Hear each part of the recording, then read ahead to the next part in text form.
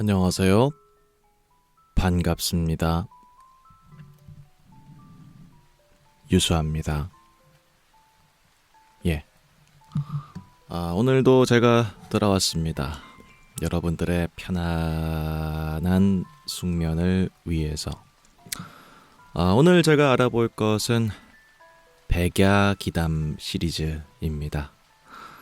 국내에 스레딕이라고 하는 이제 익명 커뮤니티 사이트에 어떤 분께서 매일매일 하나씩 이제 도시 전설들을 올린 거예요.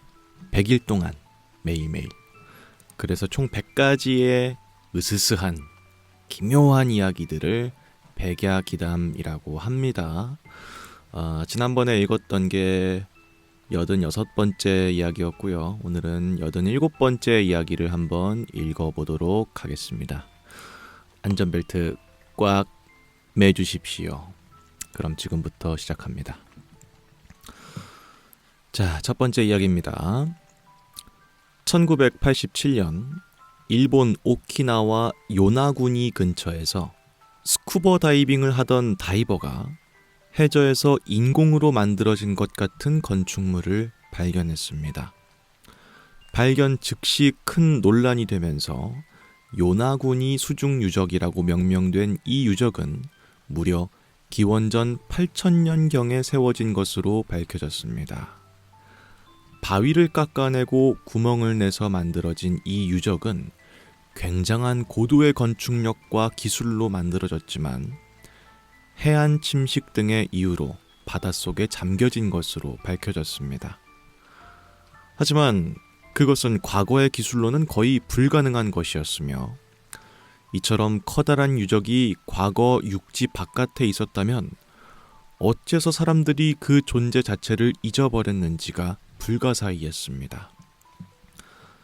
많은 사람들은 요나구니 유적이 전설이 말하는 아틀란티스 문명의 후예가 아닐까 비밀스럽게 추측하고 있지만 그곳에서 발굴된 자체 문자나 토기는 그 어떤 문명과도 일치하지가 않습니다. 말 그대로 독자적인 문명을 일궜으나 한순간에 바다에 잠겨 사라져버린 것이었습니다. 과연 그들은 어떤 존재였고 또 무슨 일이 있어서 바다에 묻혀버리게 된 것이었을까요? 라고 하는 이야기인데요. 바닷속에 엄청난 유적이 묻히게 됐다. 어떤 이유인지는 모르겠지만 뭐 그런 류의 이제 이야기인 것 같은데 이제 아무리 도시전설이 으스스한 이야기 뭐 신빙성이 없는 것 같기도 하고 있는 것 같기도 하고 뭐 그런 이야기입니다만 이런 식의 주제가 나오면 제가 한 번씩 검색을 해봅니다. 그래서 요나구니 수중 유적에 대해서 지금부터 검색 바로 들어갑니다. 자, 지금 여러분들께서 보고 계시는 이 사이트는 나무위키입니다. 여기에 요나구니 해저 지형이라고 하는 문서가 있네요. 자, 이런 식입니다. 위 지도는 쿠스쿠 성문, 순환도로, 수로, 거북 모양 기념물, 계단, 여러 테라스 등의 위치를 표시해두고 있는 지도입니다.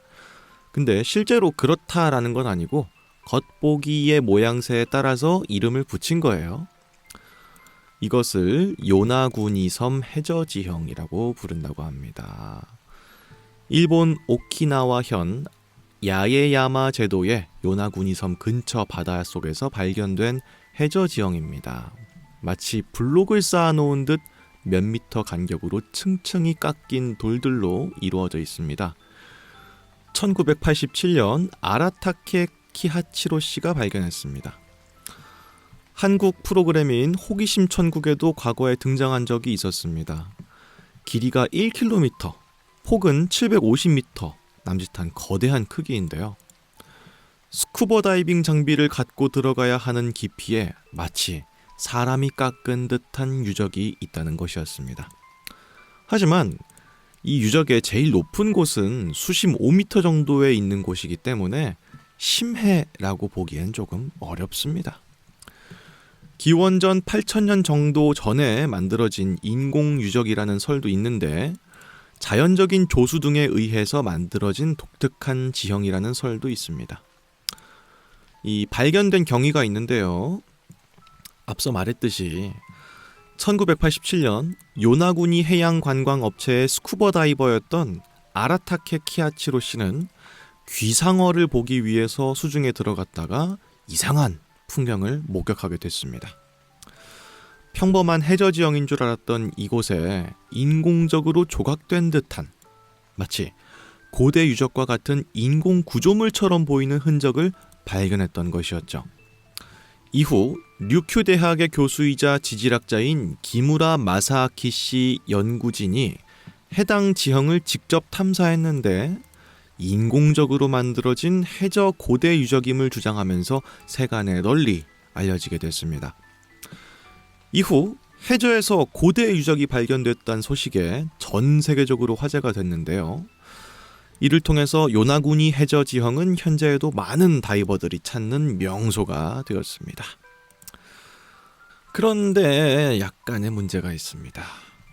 학술적 권위가 있는 인물이나 단체 중에서 이곳을 고대 유적이라고 말하는 사람은 류큐 대학의 교수였던 기무라 마사아키 씨뿐입니다. 이 사람은 과거에도 무대륙은 류큐에 있었다 같은 글을 쓴 사람이기 때문에 신빙성이 별로 없는 사람입니다. 자, 여기서 류큐는요, 오키나와의 옛 이름입니다. 예, 옛날에는 일본과 오키나와가 다른 나라였죠. 류큐 제국, 일본. 나중에 합병된 거란 말이에요. 그리고 무대륙은 이제 신화 속에 등장하는 존재하지 않는 어떤 대륙을 말하는 건데 그 대륙이 류큐에 있었다. 이런 주장을 하는 사람이니까 그다지 신빙성이 막 있는 사람은 아니었다는 게 문제라는 거죠. 대부분의 학자들은 이 해안 지형, 요나구니 해저 지형이 그냥 자연 지형이라는 결론을 내렸습니다. 그래서 현재 학계에서는 관심 밖의 대상입니다. 일본어 위키피디아에서도 학계의 정설을 반영해서 요나구니 섬 해저 지형이라고만 일컫고 있습니다. 고대 문명이라는 설은 약간 좀 어폐가 있다라는 말이네요. 우선 고대 문명설이 있기는 합니다. 빙하기 말기인 기원전 8,000년부터 서기 원년 무렵에 요나구니 근처에 고대 문명이 만든 건축물이라는 설입니다. 이때는 수심이 현대보다 40여 미터 정도가 낮았기 때문에 이 지형이 인공물이든 자연물이든 상관없이 이 부분은 바다 위로 드러났을 지형이라는 거죠. 그러니까 건설 당시에는 지상이었겠지만 어떤 이유인지 모르겠지만 수몰된 것으로 보이기 때문에 아틀란티스를 꿈꾸는 사람들에게는 이 지형이 꿈의 떡밥처럼 되었습니다. 석재 표면을 따라 잘라놓은 듯한 흔적, 문자같이 생긴 돌의 상처나 인공적으로 보이기도 하는 구멍 등이 있다는 점에서 이게 인공구조물이 아니겠느냐라는 설이 있습니다. 다만 이에 대한 반론도 있는데요. 이 지형은 사암과 이암으로 되어 있습니다. 주요 구조물은 지층과 연결되어 있어서 인위적인 거라면은 피라미드 돌처럼 옮겨서 지은 것이 아니라 땅을 깎아 만든 구조물이라는 건데 이 정도가 되려면 최소 청동기 시대가 되어야 합니다. 스핑크스나 요르단의 페트라도 암석 하나를 깎아 만든 유적이긴 한데요. 이 역시도 청동기 시대에 지어진 것입니다. 하지만 요나구니 섬은 주민이 2,000명도 채 되지 않는 작은 섬이고요. 청동기 역시 아무리 빨라도 기원전 1000년인데요. 이 지형의 추정 형성 시기보다 훨씬 늦습니다. 만약 지금과는 지형이 달라서 이 지역이 거대한 문명이었다고 한다면 분명히 유물이 한 점이라도 남아있을 텐데 그런 것도 없습니다. 인간의 거주지라면 반드시 나오기 마련인 토기와 유물 같은 것들이 전혀 발견되고 있지 않기 때문에 더더욱 자연 발생설에 힘을 실어주고 있습니다. 라고 하는 겁니다. 그래서 기원전 8,000년 전에 생긴 지형이다 라는 주장은 사실상 좀 쉽지 않다는 거죠. 그러니까 돌을 옮겨서 만든 지형이 아니야 하나의 지형을 깎아서 만든 것 같은 이런 큰 지형인데, 그러려면 최소한 청동기 시대는 됐어야 된다. 근데 청동기 시대는 기원전 1000년 전 정도의 시기를 말하는 거기 때문에 7000년 정도의 간극이 있죠. 그 사이에 사람이 인위적으로 깎아 만든 지형이 있다라는 설은 믿기가 좀 어렵다라는 겁니다. 더군다나 유물 같은 것들도 전혀 나오는 게 없기 때문에 이 지형을 인위적으로 만든 지형이라고 하긴 조금 무리가 있다. 하지만 저희는 팩트를 체크하는 시간이 아니에요. 저희는 그냥 으스스하고 신기한 그런 사실을 알아보는 그런 코너이기 때문에 얼핏 보기에는 사람이 만들어 놓은 것 같기도 하고 실제 사람이 왔다 갔다 했을 것 같은 그런 지형이니까 상당히 으스스한 느낌이 있죠. 이게 왜 바다에 가라앉았을까 한다는 점에서 상당히 좀 놀랄만한 구석도 분명히 있고 흥미를 잡아 끊는 그런 부분들은 분명히 있는 이야기인 것 같다 라는 이야기를 드리면서 다음 이야기도 한번 알아보도록 하겠습니다. 다음 이야기는 이것입니다. 보통 영화나 책 같은 픽션에서는 사람을 죽이고 그 시체를 벽이나 땅에 묻는 장면이 종종 있습니다. 하지만 이것은 사실 엄청나게 바보 같은 짓입니다. 사람의 몸에는 다량의 수분과 가스가 있기 때문에 사후에 점점 부풀어 올라서 시체 바깥으로 발산되게 됩니다. 그 시기에 이르면 시체는 빵빵하게 부풀어 올라서 벽이나 땅을 허물고 올라오는 경우가 있고요. 무엇보다 썩는 냄새가 엄청나기 때문에 발견되지 않는 것이 더 수상합니다. 실제로 시체를 시멘트에 부어서 바다에 던졌는데도 시체에 가스가 올라와서 풍선처럼 수면 위에 떠올랐다는 예시가 있습니다. 그래서 노련한 살인자들은 사람을 죽인 후에 한 번 더 그 위에 불을 질러서 가스를 모조리 빼냅니다. 바싹 구워진 시체는 더 이상 문제를 일으키지 않기 때문이죠. 그렇게 매장된 시체는 가스나 수분이 없어서 땅에 묻어도 풀이 별로 자라지 않는다고 합니다. 만약 길을 가다가 유독 황무지에 홀로 남겨진 무덤을 본다면 그 시체의 마지막 모습은 어떠할지 상상해보는 것도 흥미로운 일일 겁니다. 라는 이야기네요. 글쎄, 이거는 단순히 으스스한 이야기로 치부하기가 좀 그런 게 실제로 이 사람이 죽고 난 다음에 노폐물 같은 것들이 팍 이제 일정 시기가 지나면 나온다고 하잖아요. 왜냐면 이제 관략근 이런 것들의 힘도 다 풀리게 되면 이제 아무래도 체내에 남아져 있는 것들이 나오고, 혹은 결국 이 사람의 몸도 넓게 보면 이제 고기 덩어리지 않습니까? 근데 여기다가 콘크리트, 시멘트 이런 걸 부으면 당연히 여기서 나오는 가스가 팽창하면서 언젠가는 압력을 버티지 못하고 팡 터질 거 아니에요. 그래서 이제 바다에다가 드럼통에다가 넣어가지고 시멘트를 부어서 던져놓은 것들이 가끔 이제 터져서 올라온다는 거죠. 근데 이제 그런 것들을 방지하는 사람들도 있다. 오히려 시체를 불로 한번 태워가지고 그런 부차적인 문제가 일으키지 않게끔 처리하는 사람들이 진짜 프로 킬러들이다. 오늘도 쓸데없는 지식 하나 또 얻었습니다. 예, 사람들을 살해한 다음에 들키지 않으려면 한번 태워야 되는군요. 좋은 정보 감사해요. 예. 이런 이야기는 사실 상식이라고 하긴 좀 그렇고 재밌는 이야기인 것 같은데 묘하게 설득력이 있고 사실성도 있고 게다가 이미지가 약간 느껴지기도 하고 하다 보니까 보기가 더 불쾌한 느낌도 분명히 있는 그런 이야기인 것 같아요. 여튼간에 그렇습니다. 네. 다음 이야기도 한번 읽어볼까요? 1983년 한 사진전에 독특한 사진 하나가 출품됐습니다. 그 장면은 여자가 숲에서 몸부림을 치고 있는 사진이었는데요. 작가는 인간의 마지막 모습을 담고 싶었다 라고 말합니다. 근데 사진 속의 여인이 너무 실감나게 연기를 하고 있었기 때문에 작가의 사진은 연일 호평을 받았습니다. 그런데 그 사진을 본 한 의사가 사진 속 여인의 모습이 조금 이상하다는 것을 알게 됐습니다. 피부의 경직이나 화색을 보았을 때 이건 정말 죽은 사람을 찍은 사진이라는 주장이었죠. 신고를 받은 경찰은 수사에 착수를 했고요. 곧 사진작가의 범죄 행위가 들통나게 됐습니다.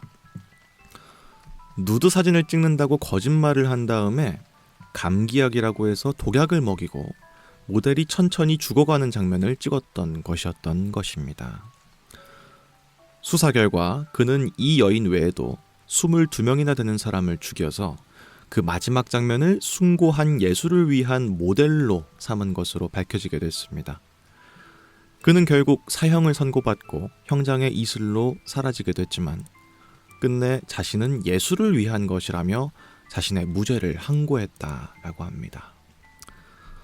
라는 이야기인데 이 이야기 자체는 그다지 진짜 같진 않은데 한번 좀 검색을 해보긴 해볼까요?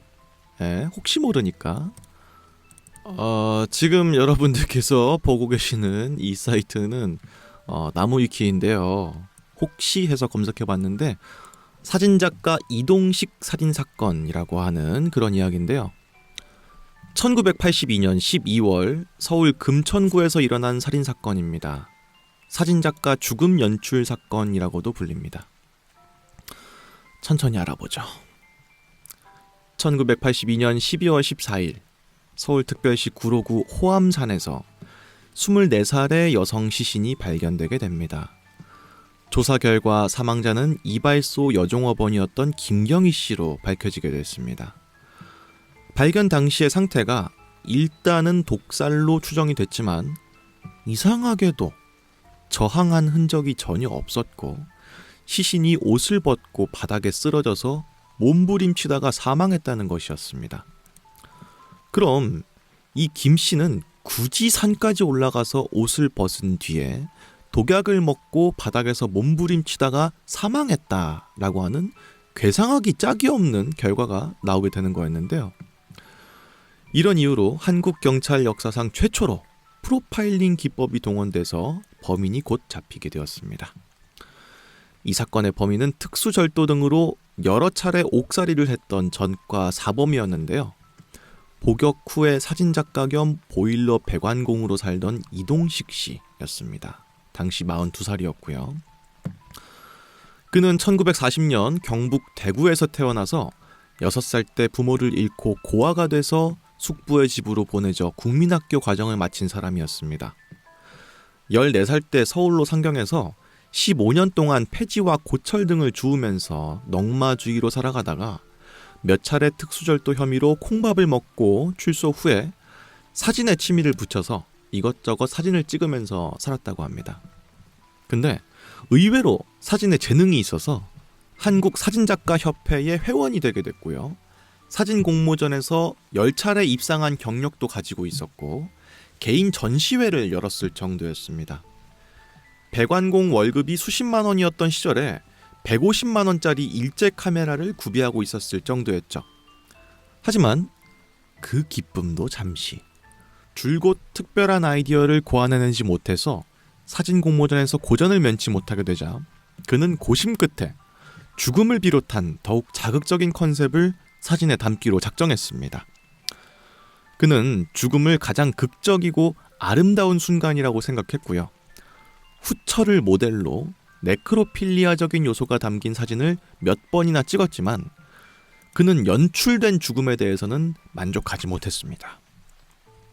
어느 날 자신이 다니던 퇴폐 이발소의 직원이었던 김경희 씨에게 출세할 기회를 주겠다며 누드 사진을 찍자고 제안했습니다. 그녀가 그 제안을 수락하자 둘은 함께 산에 올라갔고요. 옷을 벗기 전에 김 씨에게 추울 테니까 감기약을 준답시고 청산가리 약을 건네줬습니다. 이 씨는 독약을 먹은 김 씨가 땅바닥에 쓰러지면서 몸부림치는데도 생명을 구하는 일에는 아랑곳도 없이 그 모습을 21장이나 사진으로 찍었고요. 그리고 그녀가 숨을 거둔 후에도 계속해서 사진을 찍었죠. 검거 후에 재판을 거치는 동안에는 혐의를 극구 부인했는데 이 당시에 사진 감정을 담당했던 전문가가 이건 실제로 사람이 죽어가는 과정이 맞다 라고 밝히게 되면서 홧김에 범행 일체를 자백하게 됐습니다. 결국 범인이었던 이동식 씨는 1심에서 사형 선고를 받게 됐고요. 이에 형량이 무겁다면서 항소와 상고를 거듭했지만 모두 기각당했고 1984년 2월 16일에 사형이 확정되게 되면서 1986년 5월 27일 서울구치소에서 형장의 이슬로 생을 마감하게 됐습니다. 사형 당하기 전에 그가 자백했다고는 합니다만 사실 자백하진 않았고요. 그 주변에 의문에 실종된 여성이 21명 정도가 있었기 때문에 진실의 여부는 알 수 없지만 이 사람이 해당 20명 정도의 추가적인 피해자를 만든 사람이 아니었을까라는 식의 추측은 있습니다. 그 추측에 대해서 경찰 측에서 좀 더 조사할 수는 있었는데 이 사건의 특유의 엽기적인 행태가 외신에도 알려지게 되면서 나라 망신을 시키지 말고 얼른 끝내라 라고 하는 상부의 압박으로 인해서 사건을 마무리 지을 수밖에 없었다라고 합니다. 당시가 1980년대였으니까 충분히 뭐 그런 식의 수사 종결을 했을 수도 있겠죠. 지금처럼 상식이 잘 통하는 시대가 아니었으니까. 뭐 여튼간에 굉장히 엽기적이고 충격적인 사건이었기 때문에 그 당시에도 수사반장이라든지 실화극장 재화벌, 경찰청 사람들, 기막힌 이야기 실제 상황 같은 범죄 드라마에서 쭉 단골 소재로 쓰여왔습니다. 그리고 이제 아까 이야기에서 알아봤던 거 있잖아요. 사진전을 우연히 봤던 의사가 이거는 사람이 연출된 죽음이 아니라 진짜 죽은 건데요? 라고 해가지고 수사가 착수됐다라고 하는 이야기는 근거 없는 낭설이라고 합니다. 먼저 시체가 발견됐고 이를 토대로 이제 역추적하다 보니까 범인인 사람이 잡히게 된 거지 전시회를 보다가 이제 범인이 잡히게 된 건 아니라고 합니다. 다만 이제 어떤 단막극에서는 그런 식으로 연출을 했다. 그래서 사람들이 그걸 사실로 알고 있는 사람들도 있다라고 하네요. 여튼간에 그렇습니다. 우리나라에서 벌어진 일이라고는 전혀 생각을 못했는데 실제로 그런 일이 벌어졌었군요. 이거랑 유사한 사건들이 해외에도 꽤 있었던 걸로 기억을 하는데 악취미인 사람이 죽어가는 모습을 사진으로 담아서 꽤 많은 피해자들이 있던 것이 뒤늦게 밝혀진 사건이 있었다고 듣긴 들었거든요. 근데 우리나라에도 이런 류의 일이 있었다는 거는 전혀 생각을 못했어요.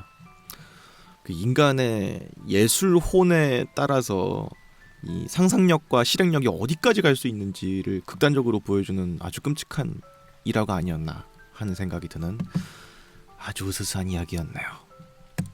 네, 그렇고요. 다음 이야기도 같이 한번 읽어보겠습니다. 자, 다음 이야기입니다. 충청북도 증평군 증평읍의 사공리에는요 일명 말세 우물이 있습니다. 세조 2년경 가뭄이 지속되던 때에 어떤 노승이 마을을 지나가다가 물 한 잔을 청했습니다. 하지만 마을에는 우물이 없었던지라 사람들이 물을 뜨기 위해선 멀리까지 가야만 했습니다. 이에 노승은 안타까워하며 어느 한 지점을 파보라고 했습니다. 사람들은 그 말을 따라서 땅을 팠는데 거기에서 맑은 우물물이 솟아나게 됐습니다. 노승은 떠나면서 이 우물은 그 어떤 순간에도 물맛이 상하지 않을 것이나 꼭 3번 물이 넘칠 때가 올 터인데 그때마다 나라에 큰 변이 오며 3번째 넘치는 날에는 말세가 올 테니 그때는 마을을 벗어 도망치십시오. 라는 말을 남기게 됐습니다. 그 후로 몇백 년간 우물은 사람들에게 귀중한 수자원이 되게 됐습니다. 하지만 1592년에 처음으로 물이 넘쳤는데요. 그 해에 임진왜란이 일어나서 많은 국토가 유린당하게 됐습니다. 그리고 1910년경에 물이 한 번 더 넘치게 됐는데 국권을 일본에게 빼앗기는 경술국치가 일어나게 됐습니다. 그 후로는 아직까지 물이 넘치는 일은 없었지만 사람들은 우물물을 길어다 쓰면서도 행여나 우물이 넘치지 않을까 노심초사 걱정하고 있다고 합니다. 라고 하는 이야기인데요. 우물물이 3번 넘치게 되면 그땐 정말 큰일이 일어날 것이다. 근데 벌써 2번 넘쳤네요. 정말 있는 건지 한번 검색해 보겠습니다. 증평은 저도 이제 많이 갔는데 할머니 집 근처여서 한번 어떤 이야기인지 한번 좀 볼게요. 자, 지금 여러분들께서 보고 계시는 이 사이트는 충북인뉴스입니다. 여기에 증평 말세 우물 전설 주민들 긴장 점점이라고 하는 기사가 있습니다. 물이 3번 넘치면 말세가 온다는 전설을 지닌 충북 증평군 증평읍 사곡 1이 말세 우물에 수위가 불어나면서 진짜였어? 넘칠 위기에 처하게 되자 마을 주민들이 대책 마련에 부심하고 있습니다. 지난 9일 사척마을 주민들에 따르면 조선 초기 세조 때 한 스님이 물을 얻어 마신 보답으로 샘을 팔 자리를 알려준 후 우물이 3번 넘치는 날에 말세가 찾아오니 그때는 이 마을을 떠나라 라는 말을 남긴 것으로 전해지는 말세 우물이 최근 중부권 폭우로 3번째 범람 위기에 놓여 있습니다. 이 우물은 임진왜란과 한일병합 직전에 한 번씩 넘쳤었는데 이 우물이 평소에는 수심이 2.8에서 3m 내외로 항상 일정한 수위를 유지해 왔습니다만 현재는 4.2m로 상승했습니다. 8년 전 석축을 쌓아서 수심 6m가 되어야 실질적으로 우물이 넘치지만 우물 조성 당시 기준으로 봤을 때는 범람 수위가 4.6m이기 때문에 이 우물이 4.6m를 치고 올라가면 그때는 넘쳤다고 봐야 되는 건데 지금은 이제 보강 공사를 했기 때문에 6m가 넘어가야만 이제 넘치는 수위까지 된다라고 하는 거죠. 근데 2006년 당시에 이 말세 우물의 수위가 올라가게 되면서 주민들이 실제로 굉장히 긴장을 하고 있었다라고 하는 뉴스 기사입니다. 진짜 골 때린다. 진짜 골 때린다. 주민들이 긴장했다는 게 웃겨요. 예, 그 우물이 있는 건 이상하지 않거든요. 그리고 이제 때마침 2번 정도 정말 국가의 위기 때마다 넘쳤다는 것도 그다지 이제 우스운 이야기는 아닌데 주민들이 긴장했다는 게 웃겨요. 예. 여튼간에 뭐 진짜 있는 곳이었네요. 근데 2006년 당시에 무슨 큰일이 있었나? 글쎄 몇 년 정도 뒤쯤에 아마 리먼 브라더스 사태가 터지긴 했죠. 그래서 국가적인 전 세계적인 경제 대공황이 온 적이 있긴 합니다만 그래도 이제 넘친 것 같지는 않죠. 예, 넘칠 위기였다라고 하는 거고 3번째로 넘쳤다는 건 아닌 것 같아요. 하여튼간에 실존하는 우물이었다는 게 너무 재밌고 마을 사람들이 실제로 긴장한다는 게 너무 웃겨요. 요게 이제 말세 우물이라는 겁니다. 예. 대단해요. 예. 하여튼 굉장히 재미있는 이야기인 것 같습니다. 왜 저렇게 노승분들은 이렇게 뭔가의 영험한 예측의 능력 이런 게 있는 걸지 궁금합니다. 왕십리도 마찬가지의 이야기 아닌가요? 이로부터 십리를 더 가면 된다라고 노승분께서 말씀해 주셔가지고 거기를 수도로 삼았다라고 하는 이야기가 이제 왕십리의 근원에 되는 이야기잖아요. 확실히 이제 노승분들은 뭔가의 파워가 있는 게 아닐까 하는 생각이 들기도 하는 그런 신박한 이야기였습니다. 다음 이야기도 있습니다. 자, 다음 이야기입니다. 이종 언어 발화 현상, 일명 제노글로시라고 하는 기묘한 질환이 있습니다. 이 질환에 걸린 사람은 원인 모를 이유로 어느 날 갑자기 단 한 번도 들어본 적이 없는 외국어를 하게 됩니다. 그것도 아주 유창하게 원래 알고 있던 말처럼 쓰는데요. 재밌는 것은 본인 스스로도 이 말을 언제 배웠는지조차 모른다는 것입니다. 심지어 성경의 사도행전 2장에도 외국어를 갑자기 하는 장면에 대해서 언급합니다. 제노글로시가 어째서 생기는지는 밝혀진 것이 없지만 누군가는 이것이 뇌의 또 다른 기능의 발현이라고 하기도 하고 또 어떤 사람은 이것이 전생의 증거라고도 말하기도 합니다. 지금도 동서양에서는 갑자기 외국어를 유창하게 하는 제노글로시 현상이 꾸준하게 발견되고 있지만 아직도 그 원인에 대해서는 뚜렷하게 밝혀진 것이 없습니다. 라고 합니다. 갑자기 다른 나라 말을 뭐 중국어든지 영어든지 뭐 쓰게 된다는 거죠. 한번 검색을 안 해볼 수가 없습니다. 궁금해서. 자, 지금 여러분들께서 보고 계시는 이 사이트는 제노글로시에 대한 나무위키 문서입니다. 어원은 외국인을 뜻하는 고대 그리스어 제노스, 그리고 혀를 의미하는 글로사의 합성어입니다. 이종 언어 발화 현상이라고 하는데요. 사람이 단 한 번도 듣거나 배운 적이 없는 언어를 구사하는 현상입니다. 물론 여기서는 풍부한 단어를 원어민 수준으로 유창하게 구사한다는 점이 전제되어 있습니다. 동서양에서 시대를 막론하고 끊임없이 제보되고 있는 현상이지만 아직까지 그 어떤 객관적이고 신뢰할 만한 언어학계의 지지를 받고 있는 사례는 보고된 적이 없습니다. 개념에 가까운 그런 거인 것 같고 실제 팩트로 나와 있는 건 없다. 그런 사례는 없다. 우선 기독교 문화권에서는 매우 익숙한 건데요. 성경에 제노글로시의 사례가 나오기 때문입니다. 자, 사도행전 2장 5절부터 13절까지의 말씀인데요. 예루살렘에는 경건한 유대 사람이 세계 각국으로부터 와서 살았다. 그런데 이런 말소리가 나니 많은 사람들이 모여와서 각기 다른 네 지방의 말로 제자들이 말하는 것을 듣고서 어리둥절하였다. 그들은 놀라서 이를 신기하게 여기며 말하였다. 보십시오. 말하고 있는 이 사람들 모두 갈릴리 사람이 아니오? 그런데 우리 모두가 저마다 태어난 지방의 말로 듣고 있으니 어찌된 일이오?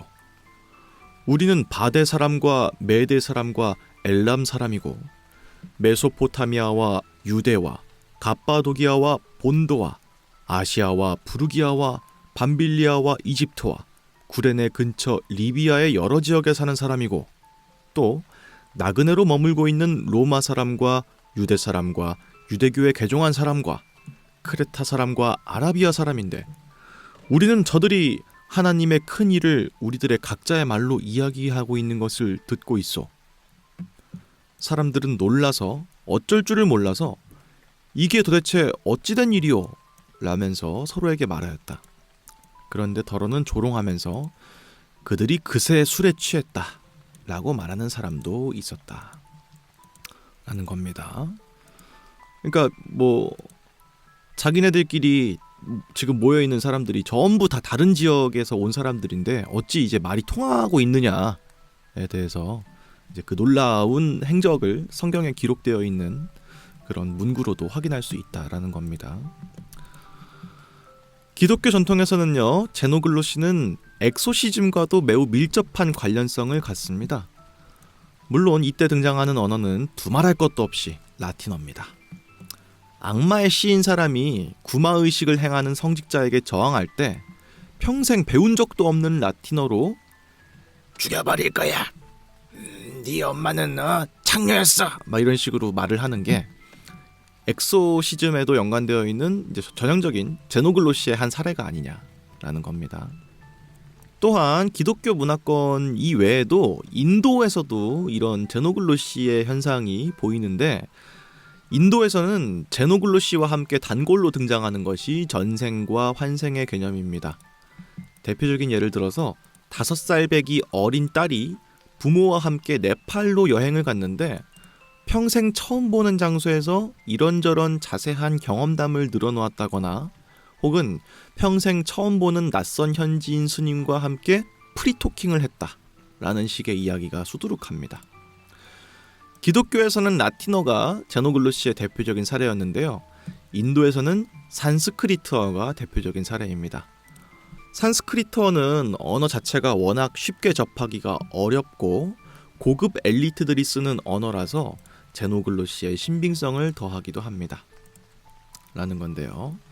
뭐가 됐든 간에 흥미로운 그런 현상이죠. 내가 평생 배운 적도 없고 듣도 보도 못한 언어를 너무 유창하게 잘 쓴다는 현상은 굉장히 흥미로운데 문제는 아까도 말했지만 언어학적으로 팩트다. 이 사람은 진짜 제노글로시를 겪고 있다. 라고 하는 사람이 단 한 명도 없다는 겁니다. 네. 따라서 약간 개념적으로는 존재할 수 있다라고 생각은 되지만 아직까지 이 현상을 정확하게 겪고 있다라고 하는 사람은 단 하나도 없는 그런 으스스한 상식이었네요. 가끔 근데 나도 그런 생각한 적은 있긴 해. 자고 일어났더니 내가 영어를 굉장히 유창하게 구상하고 생각도 영어로 하고 근데 한국어를 까먹으면 어떡하지? 이런 생각을 옛날에 가끔 한 적이 있었거든요.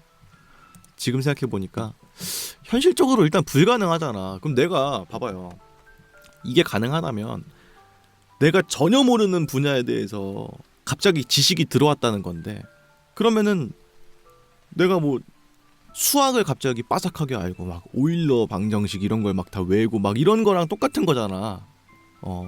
이게 말이 안 된다면 언어적으로도 다른 나라 말을 유창하게 할 수 있게 된다는 게 말이 안 되는 것 같거든요. 그래서 제가 봤을 때는 가능할 것 같지가 않아요. 예를 들어서 여태까지 봤던 미드, 영화 이런 거에서 듣고 했던 것들의 정보가 뇌 어딘가에 다 있을 거 아니야. 그래서 내가 어느 날 한국어를 전혀 못 쓰고 영어를 유창하게 쓴다고 해도 제노글로 씨는 평생 듣도 보도 못한 영어를 현지인 수준으로 유창하게 해야 된다는 거잖아요. 이게 가능할 것 같지가 않아요. 하지만 흥미로운 구석은 분명히 있는 이야기인 것 같다. 그런 생각은 드네요. 그렇고요. 다음 이야기도 있습니다. 1904년 케냐에서 괴상하게 생긴 고양이과 생물이 잡히게 됐습니다. 생긴 거는 퓨마의 어린 새끼와 비슷했지만 몸에 두르고 있는 반점은 어느 생물과도 일치하지 않았습니다. 이를 신기하게 여긴 동물학자는 이 새로운 동물에게 펜테라 리오 마큘라투스, 일명 점박이 사자라는 학명을 붙이고 마로지라고 명명했습니다. 동물학자들은 처음에 이 마로지라는 애가 새로 발견된 고양이과 동물일 거라고 추측을 했는데요. 문제는 그 이후로 마로지는 단 한 번도 포획되지도 않았고 목격되지도 않았다고 합니다. 그러다가 1913년 어떤 농부로부터 처음 보는 동물 2마리를 잡았다는 소식을 듣게 됐습니다. 놀랍게도 그것은 1904년 이후로는 전혀 모습을 보이지 않았던 마로지였습니다. 동물학자들은 분명 인근에 마로지의 새로운 종이 있을 거라고 추측했지만 현대에 이르러서까지 새로운 마로지는 단 한 번도 목격된 적이 없습니다. 오직 마로지의 가죽만이 연구의 목적으로 남아 있습니다. 혹자는 어쩌면 1913년에 잡은 마로지가 세상에 남은 마지막 표본이 아니었을까라고도 말합니다. 과연 마로지라고 하는 그 생물은 그날을 끝으로 지구상에서 모습을 감춰버린 것일까요? 아니면 그저 우리가 모르는 고양이과의 아종이었던 것일까요? 라고 하는 이야기인데요. 처음이자 마지막으로 발견됐던 고양이과 생물이 있었다는 거죠. 마로지. 검색해 보겠습니다. 자, 지금 여러분들께서 보고 계시는 이 사이트는 나무위키이고요. 여기에 마로지에 대한 문서가 있습니다. 1903년에 처음 목격된 고양이과 크립티드라고 합니다. 점박이 사자에 대한 전설은 예로부터 동아프리카 지역에 널리 퍼져 있었는데요. 최초로 목격된 이 사례는 1903년 영국의 군인이었던 리처드 마이너츠 하켄이 케냐의 어느 산에서 목격한 것이었습니다. 그리고 1931년 아까 이야기에서 봤던 것처럼 백인 농부였던 리처드 트렌트가 케냐의 에버데어 산맥 해발 3000m 부근에서 암수 한 쌍을 사살했는데 이 지금 보이는 거죽이 그때 당시에 사살했던 마로지의 그 가죽입니다. 하지만 실제로 이 마로지라는 종이 꽤나 이제 종으로서 정말 개체수가 많이 있었다면은 관측 사례도 많아야 되는데 지금 보시면 아시겠지만 5건도 안 돼요. 네. 지금까지 총 발견됐다고 하는 이 개체수가 5건이 안 됩니다. 우선 이 마로지의 특징은요. 사자들은 보통 저지대의 사바나에서 서식합니다. 근데 마로지는 모두 해발 3000m 이상의 고산지대에서 목격된 종입니다. 이들은 사자의 몸체에 표범것과 유사한 점이 박혀 있는데요. 이 때문에 사자와 표범의 종간 잡종인 레오폰의 자연 발생 개체가 아니냐는 주장이 있습니다만 사자와 표범은 아예 생활사가 다르기 때문에 자연 상태에서 잡종이 나올 가능성은 매우 낮습니다. 이 외에도 알려지지 않은 사자의 아종이거나 잦은 근친 교배로 인해서 열성 유전자가 발현된 게 아니냐라고 하는 설도 있는데요. 우선 가장 유력한 설은 새끼 시절에 남아있던 몸의 점이 모종의 이유로 완전히 사라지지 않은 채 성장한 개체가 저런 가죽을 남기게 된 것이 아닐까라는 설이 있습니다. 그래서 고양이과의 생물 중에서 실존하는지 아닌지가 상당히 불투명한 그런 종이 있다라고 하는 이야기였네요. 뭐가 됐든 간에 지구는 넓고 우리 인간이 다 밝히지 못한 종들도 꽤 많이 있겠죠. 그러다 보니까 이런 류의 생물도 어딘가에는 있을 수 있겠다. 점박이인데도 사자처럼 몸이 큰, 그렇다고 표범은 아닌 그런 애가 어딘가에 있을 수도 있겠다 라는 생각이 들게끔 만드는 신박한 그런 이야기였네요. 뭐가 됐든 간에 멸종되지 않았길 바랍니다. 인간이 미안해. 사과의 말씀 올리면서 다음 이야기 한 번 더 읽어보도록 하겠습니다. 자, 이어서 다음 이야기도 있습니다. 그리스의 도시 델피에는 유명한 델포이 신전이 있습니다. 태양과 예지의 신 아폴로를 섬기던 무녀 피티아들은 이곳에서 뿜어지는 환각 성분의 수증기를 흡입하고 몽롱한 상태에서 은유적인 예언을 하곤 했습니다. 기원전 5세기 리디아국의 크리아소스 왕은 델포이 신전을 시험하기 위해서 쪽지를 보내서 과연 지금 내가 무엇을 하고 있는지 맞춰보라고 했습니다. 이에 델포이 신전은 거북이를 삶고 있다 라고 답했는데요. 당시의 왕은 일부러 거북이를 삶아서 요리를 하고 있었고 델포이의 신전의 정확함에 감탄을 하게 됩니다. 그리고 그는 내가 지금 페르시아를 침공해도 되겠는가? 라고 물었고 이에 신전은 전쟁이 일어나면 위대한 대국이 무너지리라 라고 답했습니다. 왕은 이에 크게 기뻐하면서 전쟁을 일으키지만 결국 그 전쟁에서 지게 되면서 리디아 왕국은 역사의 뒤안길로 사라지게 됐습니다. 전쟁으로 인해 사라지는 위대한 대국은 곧 리디아였던 것입니다.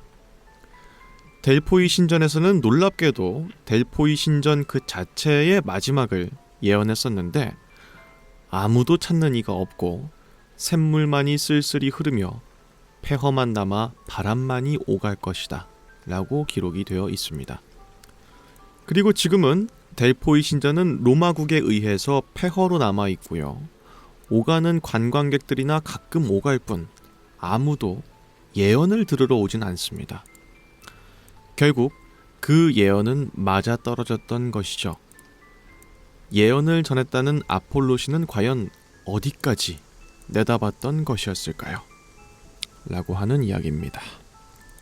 그러니까 신탁으로 유명한 신전이 있었는데 그 신전 자체의 최후까지도 예언을 했었다라고 하는 이야기인 것 같아요. 이거 들어본 적이 있는 것 같은데 뭐 마지막 예언에 대해서는 잘 모르겠고 그리스 로마 신화 여기에서 방금 있었던 신탁에 대한 이야기는 들어본 적이 있는 것 같습니다. 그래서 우선 간단하게 살펴보겠습니다. 지금 여러분들이 보고 계시는 이 사이트는 나무위키이고요. 여기에 델포이 신전에 대한 문서가 있습니다. 그리스의 세계유산입니다. 유네스코 세계유산으로 등재가 되어 있는 문화유산입니다. 델포이는 그리스의 도시입니다. 고대 그리스의 도시 국가이기도 했고요. 신탁으로 유명했습니다. 이 밑에 보시면 델포이의 신탁에 대한 이야기가 있습니다. 고대 그리스에서 델포이는 무엇보다도 신탁으로 유명했습니다. 폴리스에서 온 수많은 왕과 현자들이 중요한 결정을 내리기에 앞서서 신들의 뜻을 알기 위해 델포이의 아폴론 신전으로 몰려들었습니다. 델포이의 아폴론 신전은 1년 중에 가장 따뜻한 9개월가량만 열렸다고 하고요. 신탁도 매번 받을 수 있던 것이 아니었기 때문에 아폴로 신전이 열리는 동안에 신탁을 받으려고 하는 사람들로 무척이나 붐볐다고 합니다. 최초에는 매년 1회씩만 신탁을 받았는데 훗날에는 매달 한 번씩 신탁을 받을 수 있게 됐다고 합니다. 신탁을 받기 위해서는 도시 국가의 대표, 개인 상관없이 페리노스라고 하는 세금을 내면 됐다라고 하는데요. 하지만 신탁을 받는 과정은 무척이나 까다로웠습니다. 먼저 성역에 들어가기에 앞서서 카스텔리아 샘에서 몸을 깨끗하게 씻어내야만 했습니다. 그 다음에 세금이었던 페리노스를 지불하고 양 같은 희생제물을 바친 뒤에 예언을 받고 싶은 사항을 석판에 적어서 신관에게 건네는 것이었죠. 이러다 보니까 예언을 아무나 의뢰할 수가 없었고요. 보통은 국가 차원에서 대표자를 보내서 나라의 중대한 결정 사항을 묻는 것이 대부분이었습니다. 이 외에도 왕가에서 예언을 의뢰하는 일은 아주 흔했고요. 질문과 그에 대한 신탁 내용이 기록으로 남아있는 것들이 있는데 초기에는 주로 국가적인 질문들이었습니다. 답변도 굉장히 상세했는데 리디아의 신탁을 기점으로부터는 국가적인 질문보다는 개인적인 소소한 질문들이 많이 오갔고요. 답변으로도 상세하고 디테일한 그런 것들이 아니라 두루뭉술한 답변들이 오갔다고 합니다. 현재까지도 많은 사람들한테 사랑을 받고 있는 유적 중에 하나라고는 해요. 이쪽 지방이 또 파스타로 유명하다고 합니다. 그래서 관광객들이 끊이지 않지만 지금까지 신탁을 받고 있는 사람은 없다 보니까 아무래도 그 아폴로 신의 마지막 예언, 이 신전에 신탁을 받으러 오는 사람은 더 이상 없어질 것이다 라고 하는 것까지도 내다본 것이 아니냐 라고 하는 그런 이야기입니다. 근데 그건 좀 재밌네요. 더 이상 이 신전에 신탁을 받으러 오는 사람이 없을 것이다 라고까지 예언한 건 좀 재밌는 것 같아요. 보통은 중이 제 머리 못 깎는다 이런 말들도 있고 하지 않습니까? 근데도 언젠가는 잊혀질 것이다 라는 것까지 내다봤다는 게 재밌는 점이네요. 다음 이야기도 있습니다. 94번째 이야기고요. 스페인의 무적 함대는 1519년 아즈텍 문명이 있는 남미 지방에 이르게 됐습니다. 이들을 날개 달린 뱀, 케찰코아틀로 믿었던 아즈텍인들은 그들을 마치 살아있는 신으로서 극진하게 환영했습니다. 하지만 스페인 사람들은 아즈텍인들을 잔인하게 짓밟고 학살했으며 그들이 가진 문명과 모든 유물, 황금 등을 빼앗아갔습니다. 이에 태양신을 모시는 한 신관이 이르기를 너희는 우리가 기다리던 신이 아니다. 너희가 우리의 것을 끝까지 가져가기를 원한다면 우리가 가지고는 있지만 우리도 원치 않았던 것을 너희는 너희 땅으로 가져가야 할 것이다 라고 했다고 합니다. 아즈텍 문명에서 발굴된 황금은 유럽 일대를 열광시켰고 스페인 함대의 선원들은 일약 영웅으로 칭송받게 됩니다. 하지만 그 이후 유럽에는 알 수 없는 병이 창궐하면서 수많은 이들이 죽고 역사의 판도까지 바뀌게 됩니다. 그 병의 이름은 그 유명한 매독. 매독에 걸려 처참하게 죽어가야 했던 사람의 수는 스페인 함대가 짓밟은 아즈텍 인구보다 월등하게 많습니다. 이것은 어쩌면 억울하게 죽어간 이들의 원혼이 병의 이름을 빌어서 일종의 복수를 행했던 것은 아니었을까요? 라고 하는 이야기입니다. 그러니까 수탈을 했는데 더 가져가면 정말 신의 저주를 받게 될 거다라고 했는데도 무시하고 다 수탈을 해갔더니 신관의 말 맞다나 병까지 가져가게 됐다라고 하는 이야기인 것 같습니다. 잠깐 검색해 볼까요? 좀 궁금하죠? 네, 지금 여러분들께서 보고 계시는 이 사이트는 아틀라스 뉴스라고 하는 뉴스 사이트인데요. 아즈텍 문명, 스페인군 퍼뜨린 전염병에 멸망했다라고 하는 기사가 있습니다. 방금 알아봤던 이야기랑은 정반대네요. 그죠?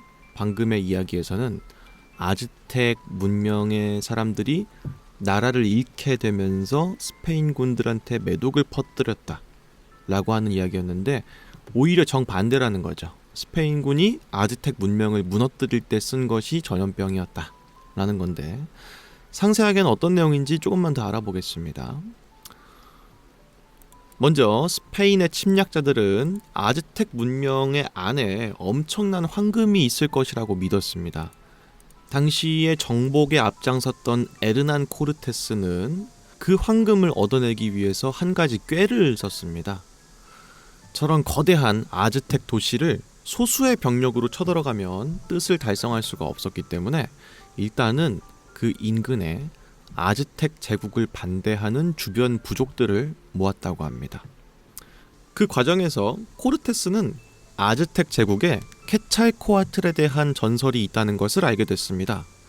이 케찰코아틀은 날개 달린 뱀신이란 뜻인데, 먼 옛날에 떠났던 그 신이 다시 돌아와서 이 아즈텍을 다스릴 거라는 내용이었다는 거죠. 그 신은 백인과 같은 흰색이었는데, 이를 이용해서 코르테스는 자신을 케찰코아틀이라고 속여서 아즈텍 문명을 무너뜨리려고 했습니다. 그래서 1519년 11월 8일 코르테스군은 테노치틀란에 입성하게 됐고요. 병력은 당시에 660명이었던 것으로 전해집니다. 그 중에 13명만 머스키소 총으로 무장하고 33명은 석궁을 소지했기 때문에 20만 이상의 인구를 가지고 있던 아즈텍을 660명으로 이기는 것은 아무래도 무리가 있었다는 거죠.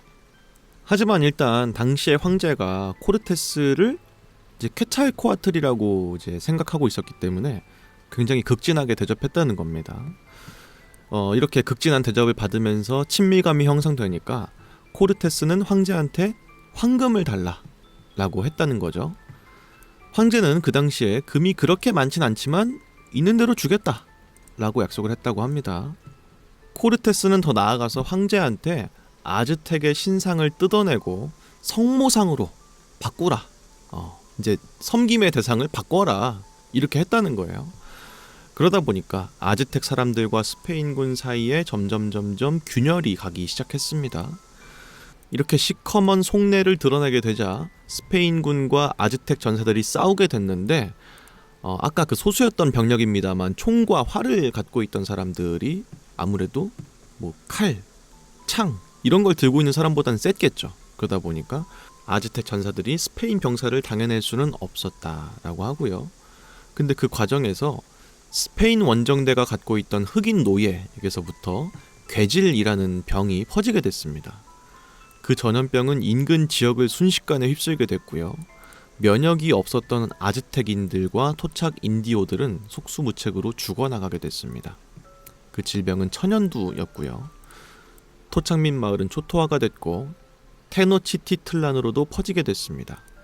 그러면서 황제도 그 병에 걸려서 죽게 되었습니다. 그래서 이렇게 전염병이 돌고 있는 틈을 타서 더 추가적인 지원군을 모아가지고 완전히 그 인근 지역을 봉쇄하는 작전을 펼침으로써 전염병에 시달린 사람들이 오갈 데 없이 죽게 됐다라고 하는 그런 내용입니다. 그래서 600명 정도밖에 안 되는 아주 소수의 인구로 20만의 제국을 무너뜨렸다는 그런 이야기가 있는데, 여튼간에 방금 알아봤던 이야기랑은 조금 다르다. 전염병을 퍼뜨린 건 오히려 스페인 사람들이었다 라는 내용입니다. 제가 옛날에 학생 때도 배웠을 때 그냥 이제 스페인의 무적 함대가 아즈텍 문명을 쓰러뜨렸다, 뭐 이 정도의 이야기는 알았지만 이렇게 상세한 뒷이야기가 있는지는 전혀 몰랐는데, 또 보다 보니까 또 흥미롭네요. 재미있고. 나는 개인적으로 학교에서 수업할 때 이런 식으로도 좀 알려줬으면 좋겠어. 왜냐면은 역사가 정말 재미없잖아요. 숫자 외울 거 많고 키워드도 되게 많고 하다 보니까 뇌에 잘 안 들어오는데, 방금 알아봤던 이야기처럼 상세하게 알아보면은 되게 학생들이 흥미를 갖고 공부를 할 수 있을 것 같다 생각이 들기도 하는 그런 아주 재밌는 이야기였습니다. 여튼간에 그렇습니다. 이제 5가지의 이야기만 남았는데, 뒤이어서 어떤 이야기가 남아있는지는 다음 시간에 이어서 알아보도록 하겠습니다. 다음 시간이 진짜로 백야기담의 마지막 시간이겠군요. 여름을 책임졌던 여름특집 백야기담도 어느새 끝을 보이고 있다. 이런 말씀 드리면서 오늘의 백야기담 시리즈는 여기서 마무리를 짓도록 하겠습니다. 지금까지 저는 유서였습니다. 그러면은 다음 시간에 또 뵙죠.